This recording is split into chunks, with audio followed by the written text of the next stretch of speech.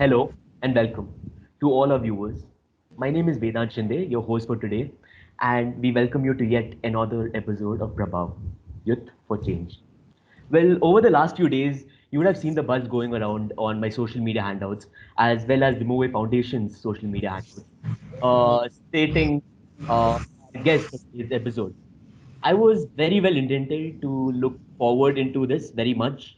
Why? Because this young boy who will be here with us today is one of his kind. And I personally take great pride into being able to interview him. So now, without adding any more suspense into the picture, I now welcome this 11-year-old anthemologist from Bangalore, who is a two times Limca record holder, Goodwill Ambassador. He's a three-time TEDx speaker, STEM student at the New York Academy of Sciences, Asia's representative for hashtag Rocks to Recovery, and a social entrepreneur. We bring to you Yathaarth Murthy. Hello, Yathaarth. How are you doing today? Hi Vedan, I'm doing fine. How are you? I'm doing great, Yathat. I'm doing very well. Well, it isn't an everyday thing where we put interviews online. Considering the fact you are from Bangalore, we would have definitely met in person. But the pandemic has brought us into this conclusion. So we'll have to make the best out of it. So, Yathat, with this, I want to like jump into my first question. Well, we have drawn you from your busy schedule as usual. You're a class 10 student. It's an important year also. And apart from that, apart from this interview, how does your day normally go by is the question. How does your schedule normally go by on a daily basis? Um, well, my schedule goes as I just wake up, brush my teeth. Usually I have my breakfast around 9 o'clock, and as I wake up a little late. My days usually are like um laid back, relaxed because this is the summer right now. But I mean, I do have to study at times. So once I finish my breakfast, I read the newspaper or I look at the local COVID-19 news. And once that's done, in my apartment complex, I just cycle for 5 kilometers every day. And I mean, once I'm back up in my house, I read books. My favorite book is The Great Zoo of China. It's a really old book. A couple of years ago, it was released. And once that's done, when it comes towards the afternoon time, when it comes to during the afternoon, I drink my milk. I Whenever it's raining, I try and just sit out for a while. And once that's done during the night, I always watch a movie with my family. So, Yathat, moving to our next question for the day is anthemologist. It's not something everyone would come across on a daily basis. And honestly speaking, when I got to know I'll be interviewing you, I went and researched the word anthemologist first. And the first thing that came beside it was Yatharth Murthy. And you are the synonym of anthemology basically at this point. So, what I want to know is why anthems? And what is it that excites you the most about it? Well, for me, anthems was really, it started off as a hobby. I mean, so the story goes as like when in 2014, my music teacher he taught me the national anthems of four countries on the keyboard, and this all started off as a hobby. I just asked my mom for the lyrics, and she gave them to me. But sooner or later, it slowly turned into a passion, and it got me to where I am right now. And it's a really random thing such as anthems because I never expected my journey to go like this. But after like learning 260 countries national anthems with the help of YouTube and Wikipedia, I got to where I am right now. Well, Yatharth, when we talk about national anthems, like, did you first research that there is no such person who has actually made an attempt to learn all the national anthems? So, was your plan to go ahead and win the Limca record or like going ahead making an achievement? Or was it like pure passion that brought you that it is interesting? There's always a story behind a certain national anthem. So, what was the reason behind it? Well, like I said, as it started off as a hobby, I never expected like this journey was completely unpredictable, and I never had these goals for myself. What my goal was to just learn anthems, not for any trophies, certificates, achievements. It was all purely because I was really passionate about it. Limca records and everything, whichever I got, that was an added achievement for me. I mean, I'm definitely proud to get it, but these were something I never targeted, but I'm happy I achieved these. Yeah, that there was one more thing running in my mind, the whole research I did. So when we talk about anthems, it's moreover like an interest that's built by a person. So like when you learned, take for instance India's national anthem, you're that was like the first national anthem anyone within our nation would have learned. But eventually, do you feel like there was some sort of like challenges you had to face through the whole process when you eventually started building it? Well, I remember I was really young. I partially remember my time of like trying to get the Indian national anthem. And I mean, it did take me a while considering I was just about 2, 3 years, and we would always sing the national anthem in our school, preschool. And I really enjoyed that because that was the one time where all of my friends and me, we all just stand in one place and sing our national anthem. And so, I mean, obviously, I didn't get it in the first go. I think it took me a couple of weeks probably to learn the entire national anthem. And I mean, yes, that was definitely the first national anthem I learned. And I was happy to say I did it with my friends.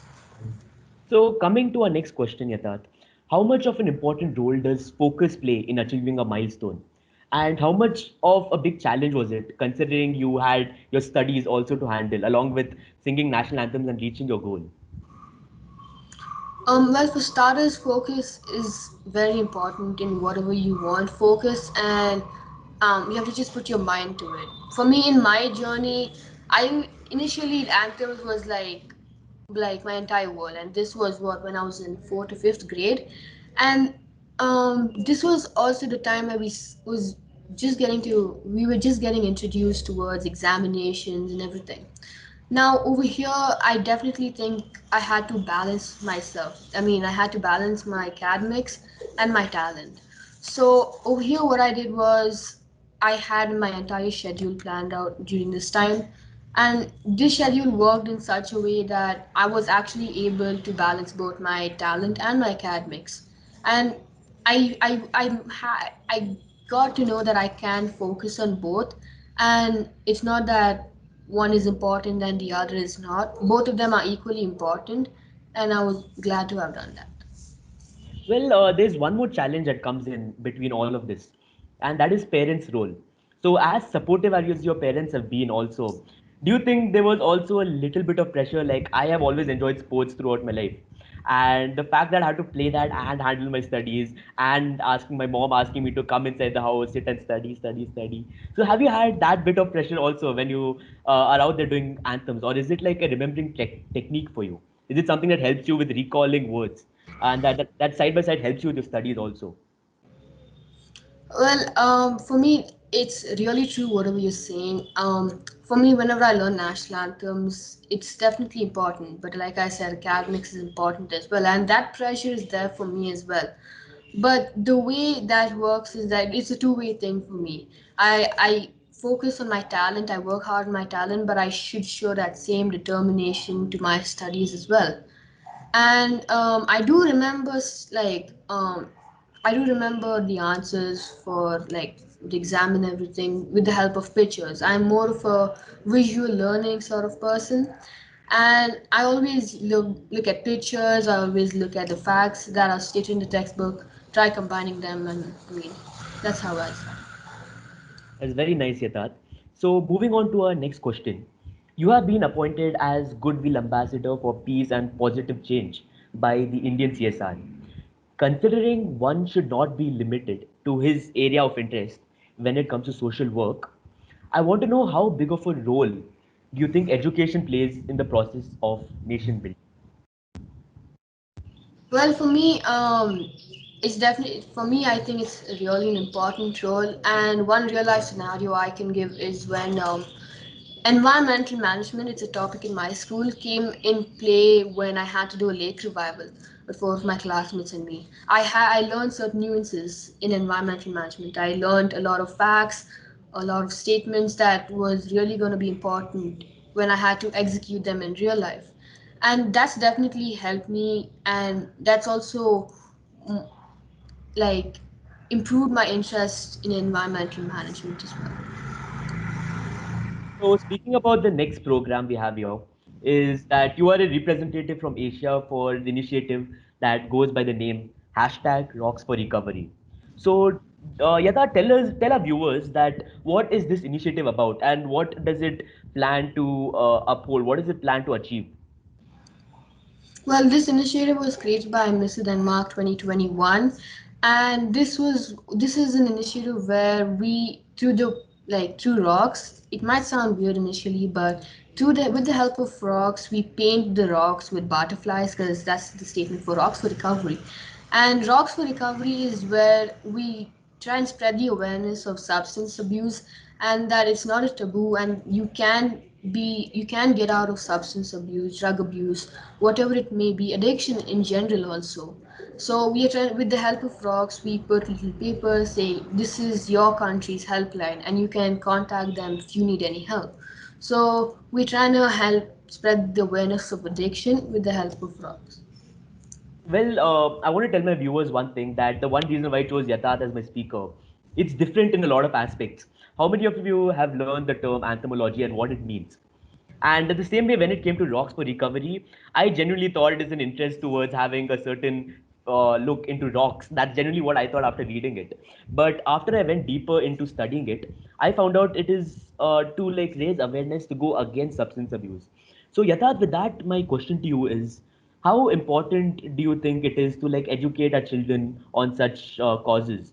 Because right now, let's face it, our youth nowadays, in order to get past any such difficulties in life, the first thing they look towards is the use of substance abuse to get over any difficulty in their life.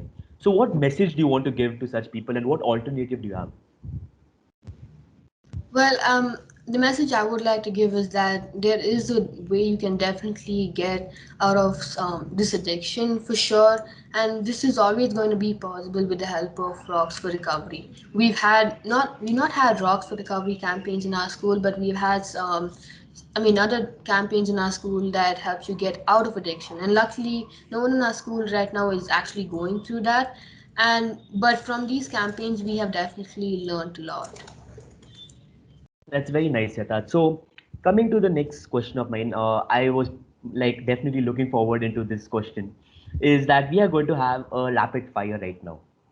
So the king of anthemologists, Yathaarth Murthy, is sitting with me right here, and we are going to have a rapid fire. I am going to choose names of any five countries in the world, and you are going to sing me two lines of its national anthem. All right. So, are you ready for it?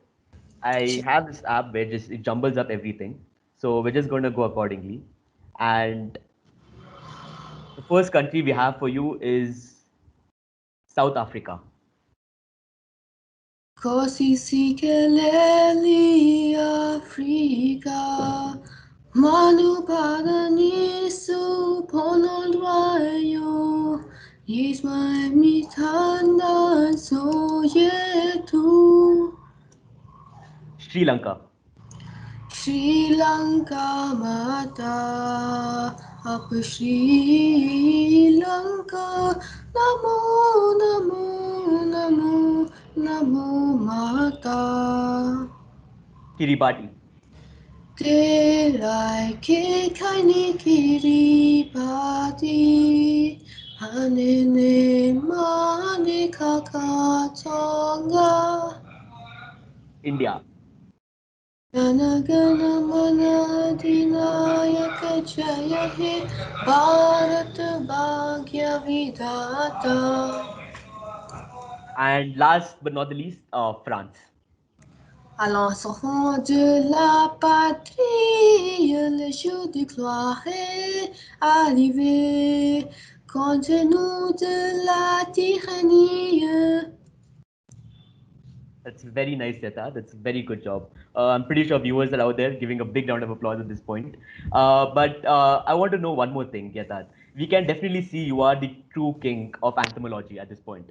And I'm pretty sure there's no competitor because nobody has like stood out and like tried being one of the kind in terms of this aspect. But I do have a doubt here. And the doubt is, when you like in the process to learn all the anthems, uh, like it was there a certain order you followed in order to like remember all the national anthems? For instance, you're going to start with the letter A till letter Z to remember all the countries, or was it like based on a country's GDP from highest to lowest? Like, what was your order to like cut off every single national anthem from your list? The order for me was actually the duration of the national anthem. This was initially when I started learning national anthems. I would start with national anthems which had a duration of 1 minute 10 seconds, 1 minute 30, so on. And I slowly went on with these national anthems that lasted for 3 minutes, 4 minutes long. I mean, there wasn't many national anthems that actually lasted for that long, but majority of the times it was because of the duration of the national anthem. But at times, whenever my dad was going to meet a consulate general or a dignitary for that matter, I would immediately learn that national anthem because I would want to sing it for the dignitary over there. Well, Yatha, considering the fact you do sing a lot of national anthems, I'm pretty sure you get a lot of other things into the picture. I mean, like you would be traveling a lot on basis of knowing a lot of national anthems also. So, do you think apart from taking it as a hobby, you are bringing countries together? You are uniting a country as a whole. Do you feel you ever play that role? And like, as any like country general or like any big person of a post of a particular country told you so? Well, that is my goal. Apart from that, I also wanted to bring awareness of countries that haven't been recognized yet. You have countries like how you mentioned, Kiribati. That's a country which is going to be submerged completely during our lifetime. And this is I got to know this after I met the president of Kiribati at an event a couple of years ago.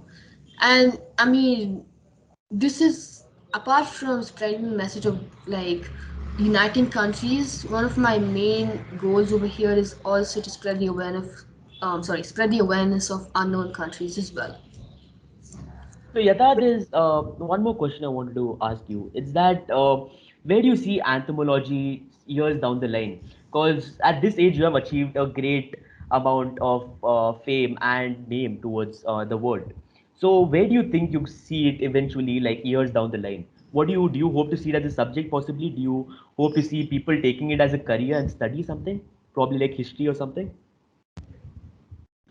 Oh, well, I wouldn't want to see anthropology as a subject like in school probably in the future, but I am really looking to conduct workshops on anthropology. I mean, not on anthropology per se, the history of the country, the history of the anthem, facts about the country, etc. And I mean, I want to spread this to like my friends and everyone. A lot of them already know a couple of facts as well, but a workshops or class, not workshops. I mean, it's not classes. Workshops are something that I really look forward to in the future. Well, why I ask you this question is because, like, as much as I have learned in talking to you in all this conversation right now, the one thing I've understood is anthemology is just not about knowing all national anthems. It's about having a brief description about it. There's a lot of story behind every single national anthem. For instance, I saw your talk on TEDx where you mentioned that Argentina's national anthem went about 20 minutes originally, but it was later cut short to 2 minutes. So there's a story behind every national anthem, and there's a lot to look into. So possibly there can be a bigger way to look at this. There's a bigger picture to look at this. But as of now, you're doing a great job with it, Yatharth. Thank you, Vedant. So with this, our session has come to an end, Yatharth. And there's one thing I want to note that what note do you want to leave our viewers on today? What message do you want to give out to all the young minds out there today? Um, if at all anyone has a dream, I've said this before. If you have a dream, go for it. And any obstacle that comes in your way is definitely temporary.